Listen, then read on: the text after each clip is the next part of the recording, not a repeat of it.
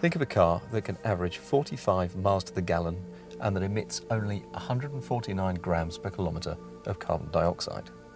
You might think of a super mini, a city car, perhaps a small diesel hatchback, anything in fact but a sports car that can also accelerate from 0 to 60 miles an hour in 6 seconds dead.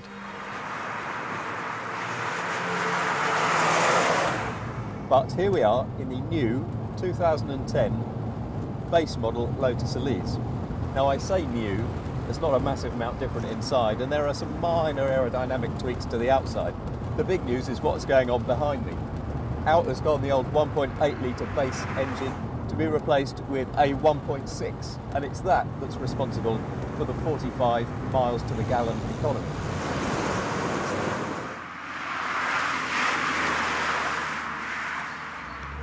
So what are the implications of the smaller engine? Well, it has the same amount of power before, but being smaller, you have to work a bit harder to get to it. So coming out of a second gear junction like this, you put your foot down and you wait a bit longer than you would have had to before the engine picks up.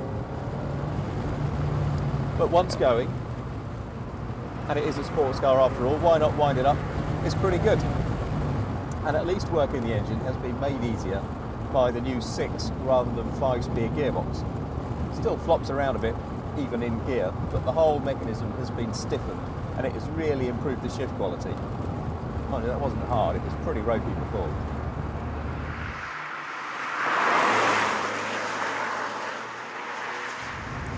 So at 135 or so horsepower and at less than 900 kilos, it's about as fast as you could want for the road. You might want more on the track, but you don't need it on the road, to be honest. And what about the ride and handling? Well, there they've left things pretty much as they were. I was speaking to their head of development earlier. He said, you know what, we took this car, we did 3 or 4 weeks of development, ended up exactly where we were when we started. So it is exactly as it was.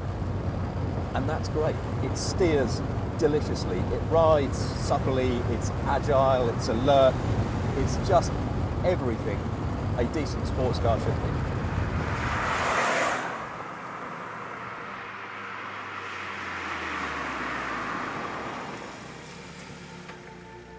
Now, it's hard to underestimate just how important the Elise is for Lotus.